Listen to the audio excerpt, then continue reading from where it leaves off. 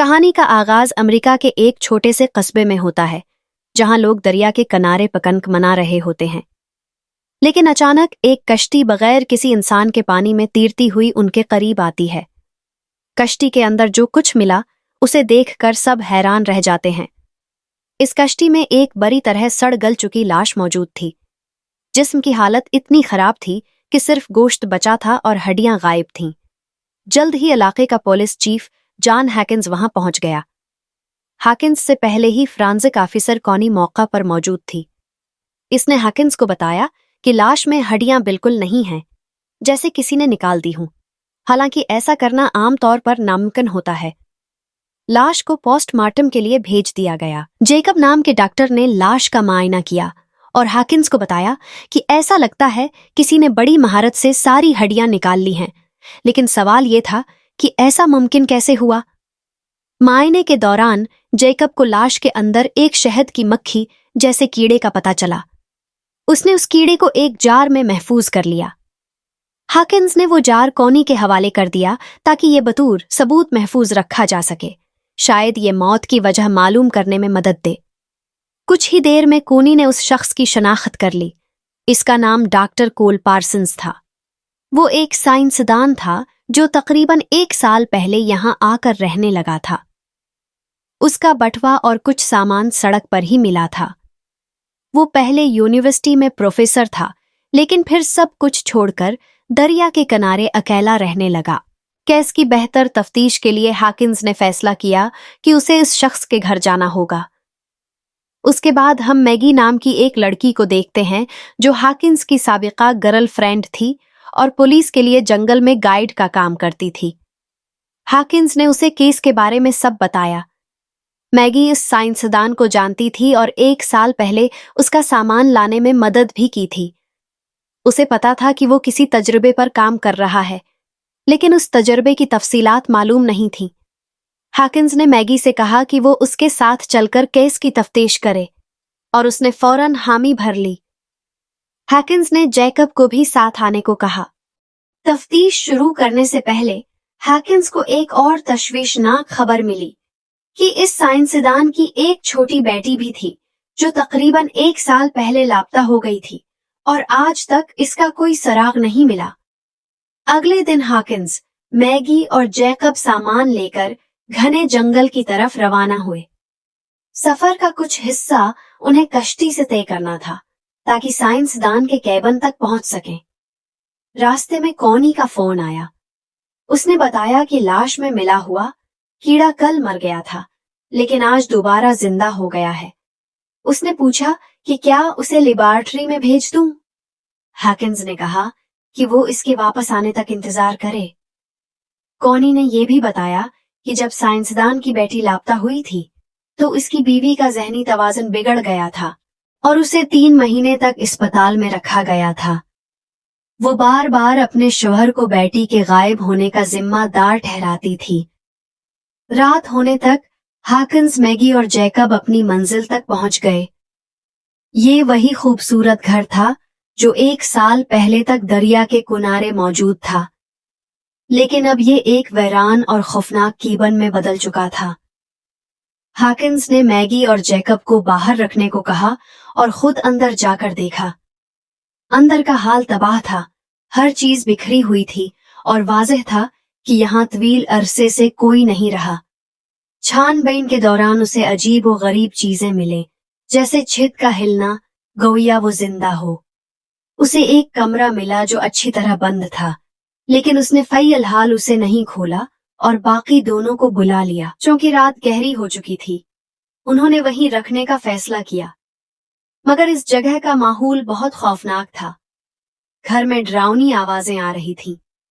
हैकिंस ने कहा कि ये चूहे या रेकून की आवाजें होंगी, लेकिन दरअसल सूरत हाल और ज्यादा कशीदा हो रही थी।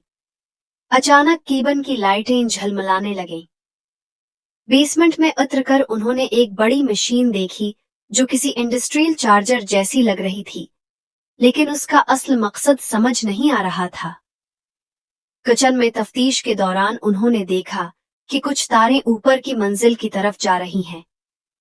वो कमरा जो पहले बंद था अब खुद ब खुद खुल चुका था। अंदर दाखिल होकर उन्होंने अजीब व गरीब तस्वीर देखें, कुछ जादू टोने के निशानात और कुछ साइंसी आलात। ये साइंस और सियाह जादू का मिलाप लग रहा था। अचानक एक मकड़ी ने जैकब को काट लिया और वो बाहर भाग गया। फोन करने की कोशिश में हाकिंस को सिग्नल नहीं मिला क्योंकि छत से बरकी शुआएं खारिज हो रही थीं। इस दौरान मैगी, जैकब और हाकिंस के दरमियान जाती ताल्लुकात की वजह से माहौल कशीदा था। रात को जैकब की हालत बिगड़ गई और मैगी हाकिंस के कमरे में आ गई क्योंकि उसे लगा कि यहाँ कोई शैतानी ताकत मौजूद है। गुफ्तगू के दौरान दोनों के दरमियान क़रबत बढ़ने लगी कि अचानक छत से सीढ़ी नीचे आ गई। जैकब की हालत मजीद खराब हो गई थी। बाहर से आवाज आने पर हाकिंस और मैगी हथियार लेकर बाहर निकले तो एक औरत बंदूक ताने खड़ी थी। ये डॉक्टर कॉल पार्सन्स की बैवी लंडा थी जो अपने लापता शौहर को तलाश करते हुए यहाँ पहुंची थी। हाकिंस ने उसे बताया कि उसके शौहर की लाश दरिया के किनारे मिली है। लंडा ने हथियार नीचे कर दिया। उसी दौरान मैगी बेसमेंट में बिजली ठीक करने गई, मगर वहां उसे एक डरावनी बच्ची का साया नजर आया जो उसका पीछा कर रही थी। उसे एक गड़िया भी मिली। फिर पता चला कि जैकब गायब है। ऊपर कमरे में जाकर उन्होंने देखा कि जैकब उस अजीब मशीन में फंसा हुआ है। खींचकर बाहर निकाला, लेकिन ऐसा लग रहा था जैसे जैकब अब जैकब ही न रहा हो। वो बिल्कुल खुफिया खुफिया सा दिखाई दे रहा था। इसी वाकये के दौरान लंडा को अपनी गुमशुदा बेटी की आवाज सुनाई दी जो ऊपर वाले कमरे से अपनी मां को पुकार रही थी। जैकब को मशीन से निकालने के बाद हाकिंग और बाकी लोगों ने उससे पूछा कि ये मशीन आखिर कैसे चल पड़ी और वो ऊपर वाले कमरे में क्या करने गया था। जैकब बेचारा घबराया हुआ और कमजोर सा लग रहा था। वो बार बार यही कह रहा था कि मुझे नहीं मालूम ये सब कैसे हुआ, लेकिन वो मशीन के सामने खड़ी होकर थोड़ी घबराई हुई उसे देख रही थी। मैं वहां गया और लंडा से पूछा कि क्या तुम्हें कोई अंदाजा है ये मशीन क्या है। लंडा ने बताया कि ये एक इलेक्ट्रोमैग्नेटिक मशीन है जो बहुत ताकतवर मकनातीसी फील्ड बनाने में इस्तेमाल होती है। उसने खबरदार किया कि ये मशीन इंसानों के लिए निहायत खतरनाक और जानलेवा है। हाकिंग लंडा को उस कमरे में ले गया जहां दीवारों पर कुछ अजीब व गरीब तस्वीरें चिपकी हुई थीं। ये सब देखकर लंडा मजीद खौफजदा हो गई। वो अपने शौहर के साथ 10 साल रही थी और उसे अच्छी तरह जानती थी कि ये काम उसका बिल्कुल नहीं है। उसने पूरे एतमाद के साथ कहा कि ये काम मेरे शौहर का हरगिज़ नहीं हो सकता। अब उसे डर था कि शायद किसी नहायत खौफनाक चीज ने उसके शौहर को अपने काबू में कर लिया है। इसी दौरान हाकिंग को वहां एक लैपटॉप मिला जिस पर पासवर्ड लगा हुआ था, इसलिए वो उसे खोल न सका। उसने लंडा से पासवर्ड खोलने में मदद मांगी। इससे पहले कि वो कुछ कर पाते, खिड़की से घर के बाहर किसी को खड़ा देखा जो जिंदा और बिल्कुल ठीक था। वो घबराकर बाहर की तरफ दौड़े और समझ गए कि ये कोई वहम नहीं है बल्कि वाकई कोई जिंदा है। गुस्से में लंडा ने कोल को एक जोरदार थप्पड़ मारा, लेकिन कोल ने कोई अल्टा जवाब नहीं दिया। उसने कहा कि तुम्हारा गुस्सा जायज है, चाहे तो मुझे मार लो। अंदर जाकर सब लोग आराम से बैठ गए। हाकिंग ने कोल से पूछा कि तुम इतने उर्से कहाँ थे और यहाँ क्या हुआ? ये घर इस हालत में क्यों है? इसने दरिया के करीब कश्ती में मिलने वाली लाश के बारे में भी बताया, लेकिन काल ने खामोशी अख्तियार की। गुस्से में आकर हाकिस ने उसे एक जोरदार थप्पड़ मारा, फिर भी वो चुप रहा। कश्ती तैयार खड़ी थी, सब बाहर निकलने की कोशिश में थे, लेकिन काल किसी खफिया काम में मसरूफ था। जल्द ही काल का लैपटॉप मिल गया। पासवर्ड डालकर जैसे ही अंदर गए, खौफनाक वीडियोज सामने आए। इनमें दिखाया गया था कि काल ने न सिर्फ कई लोगों को बेरहमी से कत्ल किया, बल्कि अपनी ही बेटी का गला भी घोंटा था। इस हकीकत ने सबको हिलाकर रख दिया। इसी दौरान काल मशीन के पास पहुंच गया। हाकस ने उसे रोकने की कोशिश की, फायरिंग हुई और रिया को गोली लग गई। सबने तय किया कि इस मशीन को खत्म करना जरूरी है।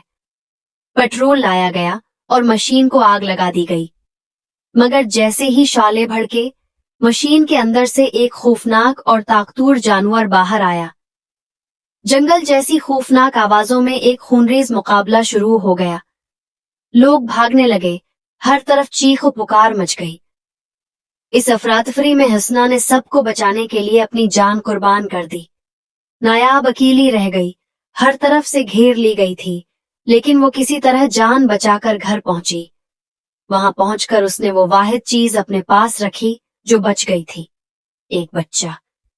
मगर ये कोई आम बच्चा नहीं था, और ये राज अभी खत्म नहीं हुआ था।